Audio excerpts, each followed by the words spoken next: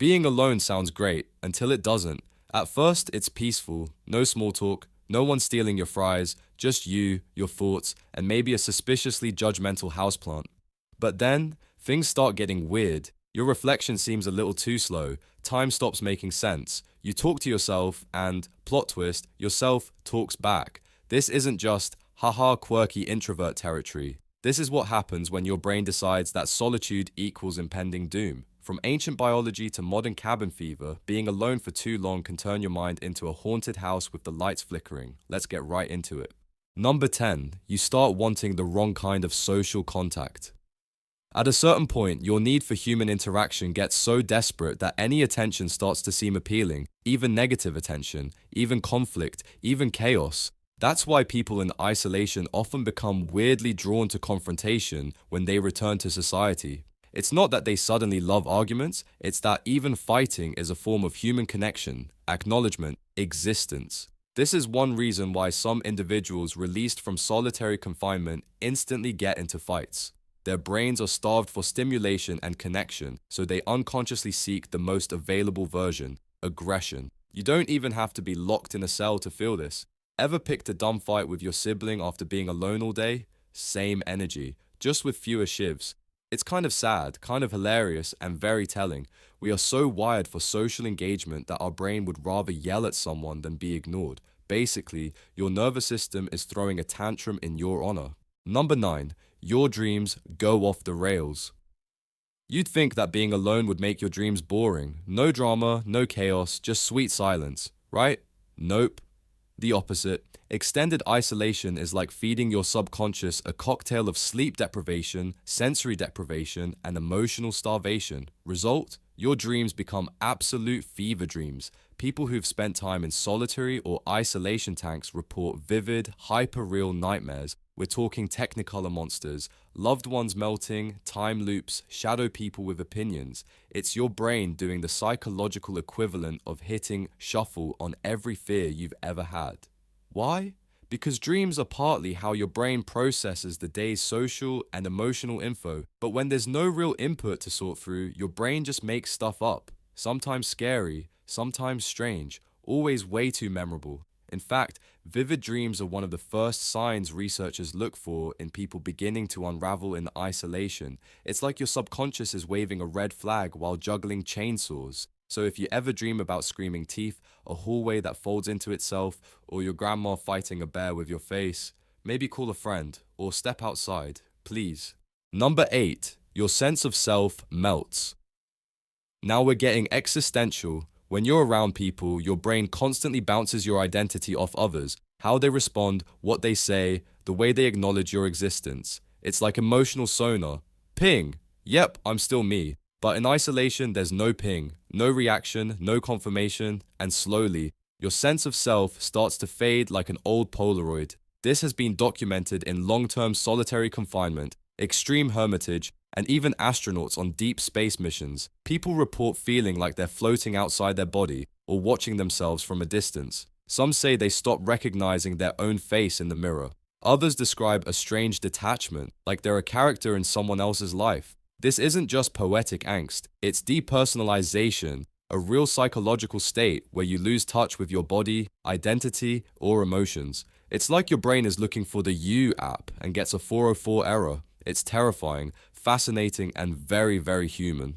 Number 7, you become a paranoid goblin. Ever had that creeping feeling that someone's watching you, even though you know no one's there? That's your ancient survival instincts booting up like Windows 95. In prolonged isolation, that feeling doesn't go away, it intensifies. Studies of people in solitary environments, submarines, long-term solo hikers, even space simulations, show that isolation breeds low-key paranoia. You start interpreting random creaks as footsteps, shadows as figures, and your own sigh as an intruder's breath. Fun times. Psychologists believe this comes from an overactive threat detection system. Your brain is used to checking for danger by observing others, their facial expressions, vocal tones, the way they scream, run, at horror movie moments. Without those external cues, your brain just spins its own horror story. You're both the main character and the monster. Paranoia is also a side effect of prolonged cortisol exposure, thanks stress. And guess what floods your body when you're alone and not chill about it? Cortisol.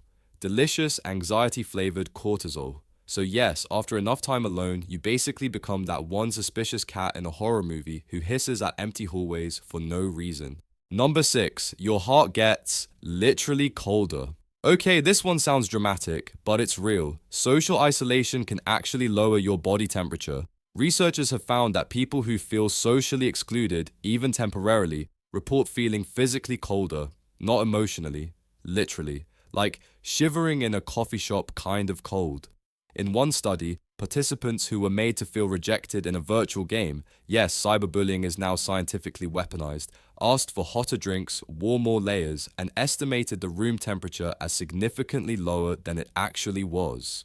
Your body links physical warmth with emotional connection. It's an ancient mammal thing, huddling for survival, communal fires, sharing warmth, safety. So when your brain decides we're alone and unloved, your body goes, cool, time to become a human popsicle. If that doesn't make you want to text someone right now, I don't know what will. Number 5, you get weirdly bad at talking. You know that feeling when you come back from vacation and forget how to use email? Now imagine that, but with language. Extended solitude doesn't just make you miss conversation, it actively erodes your ability to do it. People who've been isolated for long periods report stammering, forgetting words, and struggling to form coherent thoughts when they re-enter society. Basically, your mouth becomes that one app that hasn't been updated since 2016. Why does this happen? Conversation is like a mental gym. Without it, your verbal muscles go soft. You're no longer processing tone, social cues, or vocabulary fast enough to keep up.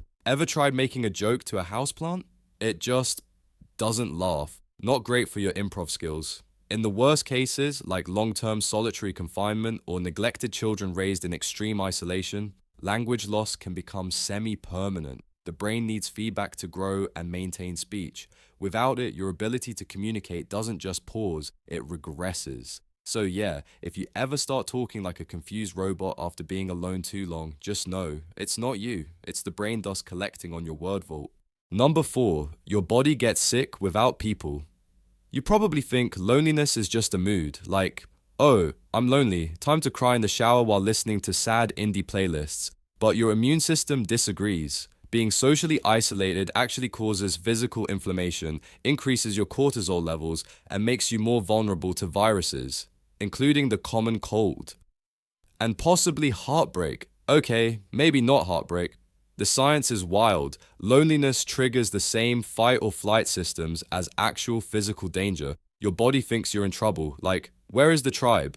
Are we exiled? Are the wolves coming? So it jacks up stress hormones, tanks your sleep quality, and basically starts preparing for a saber-toothed tiger that's never coming. One study even found that loneliness can be as bad for your health as smoking 15 cigarettes a day. Let that sink in. That's the biological equivalent of puffing on a sadness pack every time you eat dinner alone. So yeah, it's not just, oh, poor thing. It's literally your cells panicking like, where is everybody? Number 3, your voice becomes a stranger. Talk to yourself much? That's actually normal, and in moderation, healthy.